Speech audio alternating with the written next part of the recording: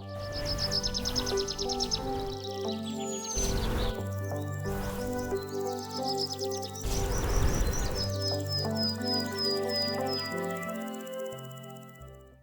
الله الرحمن الرحيم. الحمد لله رب العالمين، والصلاة والسلام على رسوله الكريم، اما بعد۔ اللہ تبارک و تعالیٰ پر حمد و ثنا اور اس کے نبی کریم صلی اللہ علیہ وسلم پر بے شمار بے حد بے عدد درود و سلام کے بعد، محترم ناظرین کرام، السلام علیکم ورحمۃ اللہ وبرکاتہ۔ خوشحال گھرانہ، اس نام سے اس سلسلے وار پروگرام کی آج کی اس ملاقات اور آج کی اس نشست میں ہماری گفتگو جس موضوع پر ہوگی وہ یہ کہ مثالی گھرانے کی خصوصیات۔ مطلب یہ کہ اسلامی تعلیمات کی بنیاد پر جس گھر کی بنیاد رکھی گئی ہو، اس گھر کی کیا خصوصیات پائی جاتی ہیں، کیونکہ ایسا گھر جو اسلامی تعلیمات کی پابندی کرتے ہوئے اس کی بنیاد رکھی گئی ہو، یقیناً یہی ایک واحد گھر ہے جو مثالی گھرانہ شمار ہوتا ہے۔ کیونکہ اور بھی بہت سارے گھرانے اگر دیکھا جائے پائے جائیں، لیکن کس بنیاد پر وہ گھر قائم ہیں، گھرانہ قائم ہے، تو بہت ساری شرعی مخالفات پائی جاتی ہیں، اور شرعی تعلیمات کی روشنی میں اس گھرانے کی بنیاد نہیں رکھی گئی تو وہ گھرانے کیا ہے، مثالی گھرانے نہیں ہوتے، بلکہ شرعی اصول و ضوابط اور شرعی تعلیمات، دینی تعلیمات کو مد نظر رکھتے ہوئے اگر اس پر گھرانے کی بنیاد رکھی گئی، یقیناً یہ ایک بہت ہی اہم، بہترین اور مثالی گھرانہ شمار ہوگا۔ تو ایسا گھرانہ جو مثالی گھرانہ ہے، اس کی کیا خصوصیات ہیں؟ ایسے گھرانے کی کئی خصوصیات پائی جاتی ہیں۔ پہلی خاصیت یہ کہ اگر گھرانہ مثالی گھرانہ ہے، ایسا گھرانہ جو دینی تعلیمات پر قائم ہو، یقیناً ایسے گھر کے اندر ایک عظیم خاصیت یہ پائی جاتی ہے کہ ادھر اس گھرانے کے جو افراد ہیں وہ آپس میں مل جل کر کے رہتے ہیں، یعنی آپس میں ان کا ایک جگہ جمع ہونا، اکٹھا ہونا، اتحاد اور اتفاق پایا جاتا ہے۔ مطلب یہ کہ اگر نکاح ہوا شرعی اور نکاح کے بعد دو لوگ آپس میں ملاقات ہوئی ان کی، تو یہ ان کا آپس میں ایک اتفاق ہوا، آپس میں مل جل کر کے رہنا، ایک اس معاملے کا آغاز ہوا۔ حالانکہ پہلے نکاح سے پہلے دونوں جدا تھے، لیکن ایک گھر، ایک چھت کے نیچے کیا ہے، دونوں کیا ہے آگے، اور ایک گھر کی کیا ہے بنیاد رکھی گئی، اور ایک دوسرے کے حقوق ایک دوسرے پر کیا ہے پائے گئے۔ اسی لیے اللہ تبارک و تعالی نے قرآن مجید میں کیا فرمایا کہ یا ایھا الناس انا خلقناکم من ذکر و انثی، اے لوگو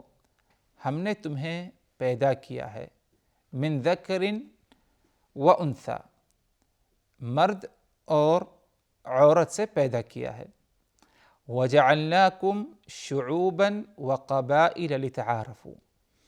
اور تمہیں ہم نے مختلف قبیلوں میں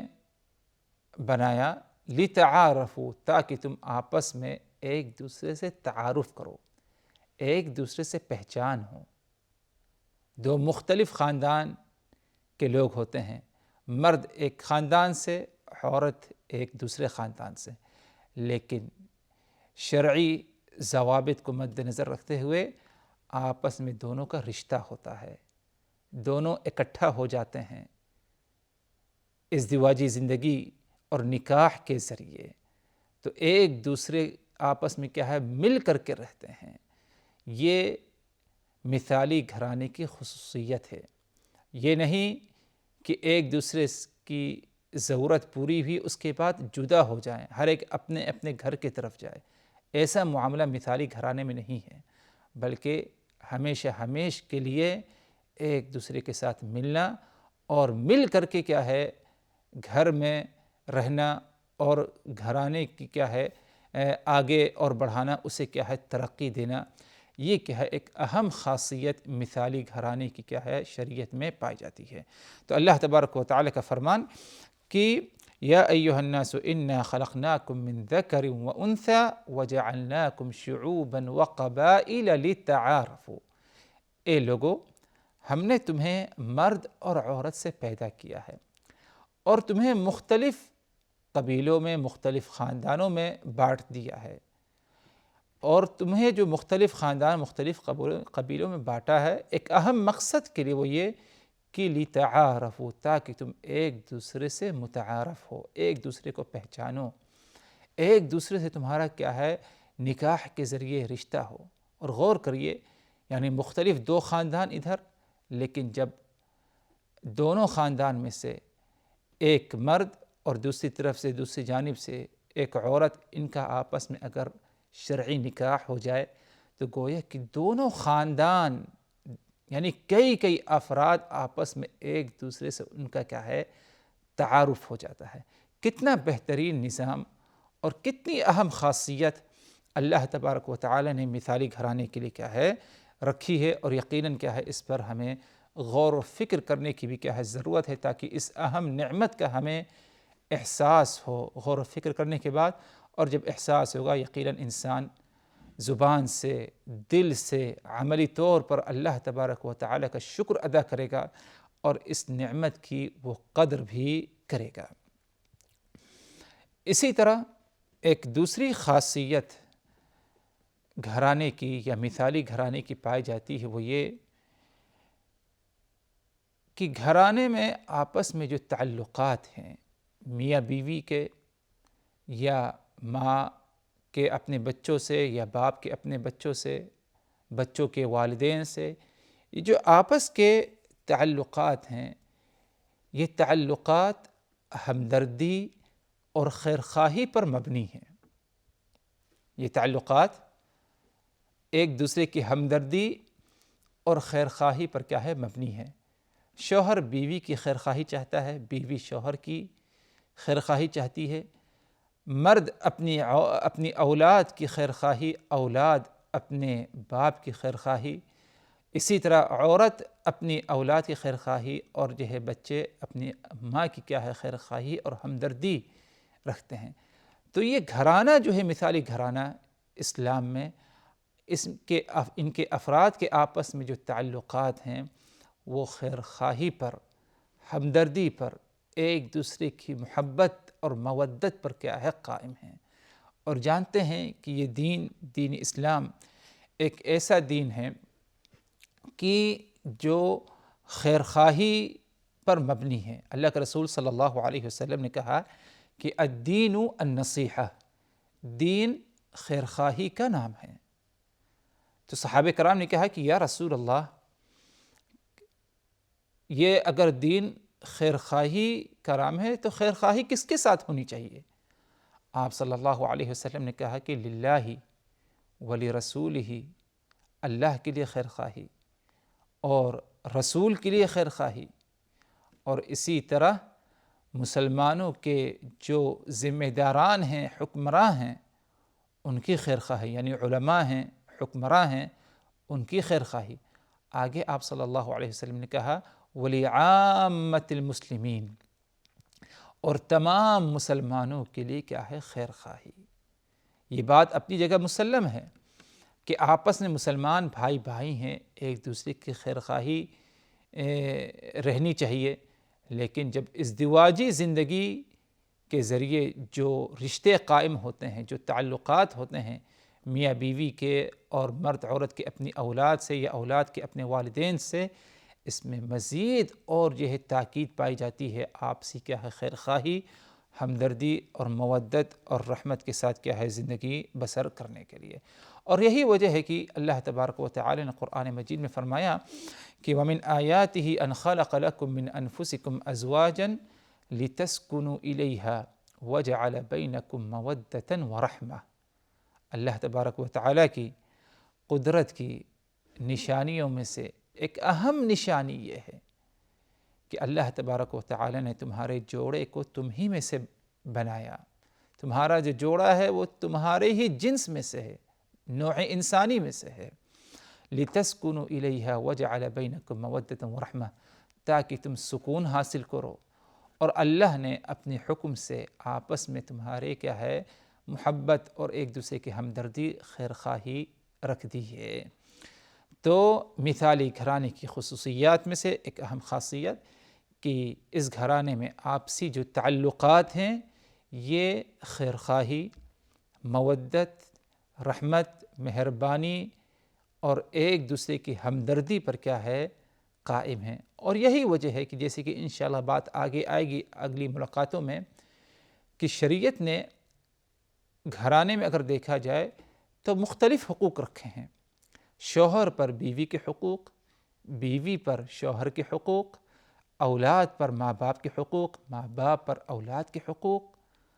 اسی طرح اور بھی دیگر حقوق پائے جاتے ہیں۔ ان تمام حقوق پر اگر غور کیا جائے تو ان حقوق کی ادائیگی ہی کے ذریعے انسان کیا ہے خوشحال گھرانہ اسے کیا ہے نصیب ہوگا۔ اور یہ حقوق اگر دیکھا جائے تو یہ حقوق خیر خواہی ہی پر کیا ہے مبنی ہے۔ تو مثالی گھرانے کی خصوصیات میں سے ایک اہم خاصیت یہ بھی ہے محترم ناظرین کہ گھرانے میں جو آپسی جو تعلقات ہوتے ہیں یہ خیر خواہی پر کیا ہے مثالی گھرانے میں کیا ہے مبنی ہے۔ ایک اور خاصیت مثالی گھرانے کی وہ یہ کہ اس گھرانے میں جو آپسی تعلقات ہیں یہ ایسے تعلقات ہیں خاص طور پر میاں بیوی جو کہ دائمی ہونا چاہیے۔ مطلب یہ کہ جب نکاح ہوتا ہے دو لوگ کا آپس میں مرد اور عورت کا، تو ادھر یہ نیت نہیں ہو کہ مختلف وقت یا کوئی مخصوص وقت تک کے لیے ہم یہ نکاح کر رہے ہیں، بلکہ یہ شرط ہے کہ نیت میں کیا ہے دائمی پائی جائے، یعنی ہمیشہ ہمیش کے لیے ہم یہ نکاح کر رہے ہیں۔ یہ بات الگ ہے کہ اگر اللہ تبارک و تعالیٰ کے حکم سے موت کے ذریعے کوئی اپنے جوڑے سے جدا ہو جائے تو یہ ازدواجی زندگی کا سلسلہ منقطع ہو جاتا ہے، یا کوئی اور معاملہ پیش آ جائے طلاق کا، خلع کا یا فسخ نکاح کا، حالانکہ شروع میں اس قسم کی کوئی نیت نہیں، تو یہ ایک مستثنی مسئلہ ہے، اس میں کوئی حرج نہیں، لیکن ابتدا میں اس قسم کی کوئی نیت نہیں پائی جاتی۔ یعنی مثالی گھرانہ اس کی جو بنیاد رکھی جائے ازدواجی زندگی، تو اس وقت مرد ہو عورت ہو دونوں کی نیت میں یہ نہیں پایا جاتا کہ کسی محدود وقت تک کے لیے ہم کیا ہے نکاح کریں، بلکہ ہمیشگی کی نیت کیا ہے پائی جاتی ہے۔ اسی لیے شریعت اسلامیہ نے نکاح متعہ کو حرام قرار دیا ہے۔ اور اسی طرح عصر حاضر میں یہ ایک مسئلہ پایا جاتا ہے کہ بعض حضرات بعض دفعہ اس بارے میں پوچھتے ہیں اور نیت میں یعنی دینی تعلیمات کی کمزوری کی بنا پر، اس سے دوری کی بنا پر نیت میں یہ فتور بھی پایا جاتا ہے کہ بعض دفعہ کسی غلط مقصد کے لیے کوئی کسی سے نکاح کر لیتا ہے، اور جب وہ مقصد پورا ہو جائے تو اس کو طلاق دے دینا یا طلاق طلب کرنا، خلا طلب کرنا، اس کے بعد کیا ہے جدا ہو جانا، جدائی اختیار کر لینا۔ تو جس شخص کے اندر ان دونوں جوڑوں میں سے جس کے اندر یہ نیت پائی گئی ہوگی ابتدا میں، اور اسی نیت کے ساتھ اس نے نکاح کیا ہوگا، تو یقیناً کیا ہے وہ اللہ تبارک و تعالیٰ کے یہاں کیا ہے گنہگار ہوگا، کیونکہ اس نے سامنے والے کو کیا ہے دھوکہ دیا ہے، اور ایک عظیم اور ایک بہت ہی اہم معاملے کو لے کر کے، وہ بھی نکاح کے معاملے میں کیا ہے دھوکہ دیا ہے۔ اور اللہ کے رسول صلی اللہ علیہ وسلم نے فرمایا کہ من غشنا فلیس منا، جس نے غش کیا یعنی دھوکہ اور فریب کیا، فلیس منا، تو وہ شخص ہم میں سے نہیں، ہمارے منہج اور ہماری سنت پر کیا ہے وہ شخص نہیں ہے۔ تو اس بات کا بھی ہم خیال رکھیں، اور یہ بات بھی ہمارے ذہن میں رہنی چاہیے کہ گھرانہ مثالی ہو تو اس کے لیے ایک اہم خاصیت یہ ہے کہ ابتدائے نکاح جب گھر کی بنیاد ڈالی جا رہی ہے، وہ بھی نکاح کے ذریعے، تو اس وقت دونوں طرفہ مرد ہو عورت ہو، دونوں کی نیت میں کیا ہے ہمیشگی پائی جائے کہ یہ نکاح ہم ہمیشہ اس نکاح میں رہنا چاہیں گے، یہ نہیں کہ مخصوص وقت کے لیے، جیسے کہ نکاح متعہ کا معاملہ ہے، یا کسی غلط نیت کے لیے، غلط کام کے لیے، یا کوئی ناجائز کام کے لیے کوئی اور نیت ہو، جب وہ کام ہو جائے اس کے بعد جو ہے اسے طلاق دے دینا زبردستی، یا زبردستی خلا طلب کر لینا، یا زبردستی اس قسم کا ماحول بنانا کہ جس کے ذریعے کیا ہے جدائی کا راستہ آسان ہو جائے، تو یہ بھی کرنا کیا ہے جائز اور درست نہیں۔ تو یہ بھی ایک مثالی گھرانے کی کیا ہے خصوصیات میں سے ایک اہم خاصیت ہے۔ اسی طرح یہ صرف معاملہ ادھر ہمیشگی کا جو معاملہ ہے، یہ میاں اور بیوی کے درمیان، شوہر اور بیوی کے درمیان کا معاملہ نہیں ہے، بلکہ اس ازدواجی زندگی سے جو اولاد اور نسل آگے آئی ہے، ادھر بھی اگر دیکھا جائے تو ان کے جو تعلقات ہوں اولاد کے ماں باپ سے، ماں باپ کے اولاد سے، یہ تعلقات بھی ہمیشہ ہمیشہ رہے جب تک انسان اس دنیا میں کیا ہے زندہ ہے۔ یہ نہیں کہ ماں باپ کی عمر ہوئی تو ان کو جو ہے اولاد ترک کر دے یا ان سے بے رخی اختیار کرے، بلکہ ماں باپ کے اس مرحلے میں، عمر کے اس مرحلے میں جب عمر دراز ہو جائیں تو مزید جو ہے اولاد کو اس بات کی تأکید ہے کہ وہ ماں باپ کے ساتھ حسن سلوک اور ان کے ساتھ کیا ہے اچھا برتاؤ کریں۔ اسی لیے اگر دیکھا جائے تو رسول اللہ صلی اللہ علیہ وسلم نے ماں باپ کے ساتھ کیا ہے عمر کے ہر مرحلے میں ان کے کیا ہے ان کے ساتھ بھلائی اور ان کے ساتھ خیر خواہی اپنانے کا کیا ہے حکم دیا گیا ہے۔ تو یہ چند اہم خصوصیات تھیں جس کا تعلق مثالی گھرانے سے متعلق ہیں، اور بھی بہت ساری خصوصیات پائی جاتی ہیں۔ پھر کبھی انشاءاللہ اگر اللہ تبارک و تعالی نے موقع دیا یا ضمناً انشاءاللہ اگلی ملاقاتوں میں کیا ہے ان کی طرف کیا ہے اشارہ کیا جائے گا اور اس کا ذکر ہوگا۔ اللہ تبارک و تعالی سے دعا کہ الہ العالمین ہم نے جو کچھ کہا اور سنا ان تمام باتوں کو اچھی طرح سمجھنے کی، یاد رکھنے کی، عمل کرنے کی ہمیں توفیق دے۔ وآخر دعوانا ان الحمد للہ رب العالمین، والسلام علیکم ورحمۃ اللہ وبرکاتہ۔